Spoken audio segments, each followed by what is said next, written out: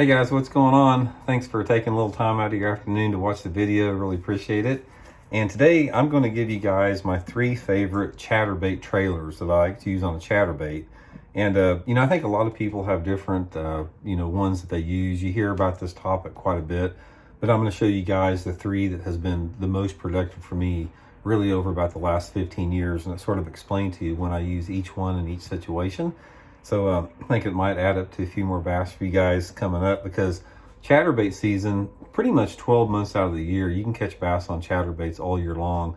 They really get good in late winter, early spring, when that water temperature slowly starts to come up a little bit. So about another month from now, we're going to be getting into prime chatterbait season.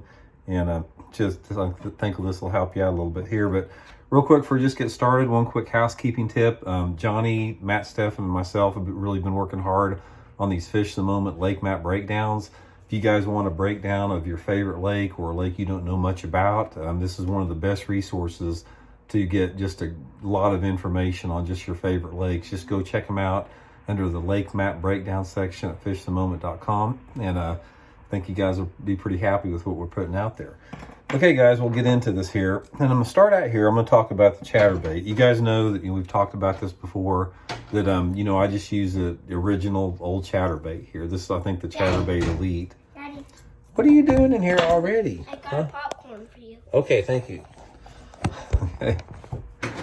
Somehow Elijah knows I'm out here filming these videos. He always comes out. So here's this one right here, guys. I've caught so many bass just on this old chatterbait. We talked about it before. You guys don't need to spend 17 bucks on a jackhammer. Not to say that's not a good bait. It'll catch fish, but I catch more bass on just the original chatterbait than I do all of them. And I left the skirt off on purpose for this video, but I always use a skirt on them, and I'll just go over each one of them to show you. So anyway, the first one we're going to talk about is, this is the Zoom Z Swim, very similar to like the Kitech. I use the swim bait type trailers when the bass are keying in on shad. And with this, I'll match it up with some type of a translucent or some type of a white colored skirt. And the times, guys, that the swim bait works better is, for me anyway, it's like, when you have those fish feeding on shad, a lot of times this will be in the early pre-spawn or the fall time of the year, sometimes the summer. So, I'll just rig it up like this with a skirt, 3.5 inch size. I don't cut any off. I use the full size, swim bait on it.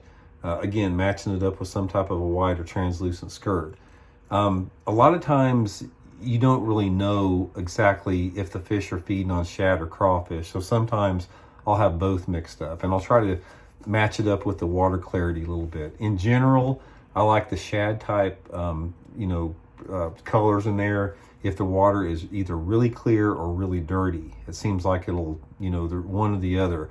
If the water's pretty dirty, like 12-inch visibility, I may use a bright, like a white, or some type of a pearl like this with just a white skirt that really glows a lot in that dirty water.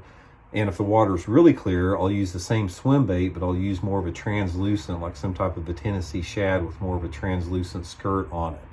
So that's the first one. The next one I use is the Zoom Magnum Speed Craw. Now this is the bigger version of the Magnum Speed Craw. Obviously it looks like a crawdad, and this is the one that I like to use if bass are feeding on crawfish a lot.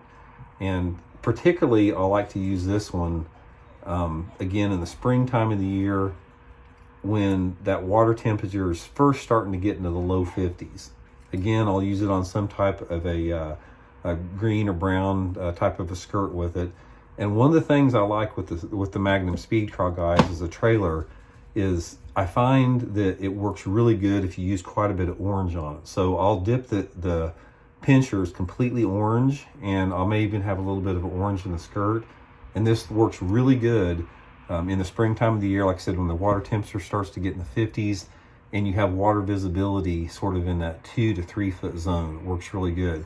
Another thing I like about the Speed Craw here, the Super Speed Craw, is this creates the flappers on this thing create a tremendous amount of drag. So you can work this bait really, really slow. because the flappers will slow it down. So a lot of times I'll take a 3/8 ounce size, which is a pretty light size, and the combination of the light head and the drag from the pinchers, I can just barely crank that thing and move it real slow on the bottom when those water temperatures are still pretty cool in the low 50s. Sometimes I'll use it even if it's in the 40s like that, but I've caught a ton of good fish on the Magnum Speed Craw early in the year. But anyway, guys, my bread and butter that I use most of the time for a chatterbait trailer is a Zoom Speed Craw. Now here's the Zoom Z Craw. Speed Craw here, Z Craw here. Here's the difference. This is the Speed Craw, which you got these type of flapper legs, and this is the Z Craw, which has the same type of flapper legs, but these legs don't cause as much draw. This thing really, the way that the tail is cut right here, this slows the bait down tremendously. But this right here is on the Z Craw, you still have it flapping, but it doesn't have near as much water resistance. So you can reel this thing a little bit faster through the water column. I'm guessing this is the trailer that I use probably 75% of the time on my chatterbaits. Again, mixing it up with some type of a brown or green pumpkin skirt on the thing. Full size Z Craw like that. And, it's got the flat bottom, so, it's easy to stay across the bottom. The ridges, I think, really help attract the fish on the thing. But guys, that is my killer right there. Usually, again, I'm dyeing the tail any type of, maybe some chartreuse or some type of orange, green pumpkin, brown skirt, something like that on there. So that's my three guys right there, my three favorite runs. These are the ones I've experimented with a lot of them, but these are my three: the Z Swim, some type of a swim bait, the Speed Craw, and the Z Craw. Some of these Z's here, it's hard to get straight everything. But like I said, it's hard to go wrong. There's a lot of different trailers that'll work. Those are just the ones I've had the best success on. A lot of it with your chatterbaits, guys, is really mixing it up between a combination of the water temperature, water clarity, and the primary forage that your bass are feeding on. Some of the lakes, if you have a lake that has a big crawdad population, particularly lakes that have a lot of rock in it, ledgy rock or bigger boulder rock, you may have a little bit more crawfish population. But if you're in a lake that has more pea gravel and sandy type banks, the shad pattern may be a little bit better. And also over grass. Grass is the same thing. If you're fishing submergent hydrilla or milfoil, a lot of it again has to do with not only the water visibility, but the light penetration, the sunlight intensity. So a lot of it is just experimentation. It's sort of like with a jerkbait. You just have to try something for a little bit, try to get a feel for what they're going on, and also try to get a feel for the type of tail action that the fish want. Because sometimes they want a little bit more drag, a little bit more vibration than other times. So mixing and matching, it's just a matter of experimentation. But that's the ones that I've done best on. So anyway, thanks for tuning in, guys. Much appreciated, and we'll talk later. See you.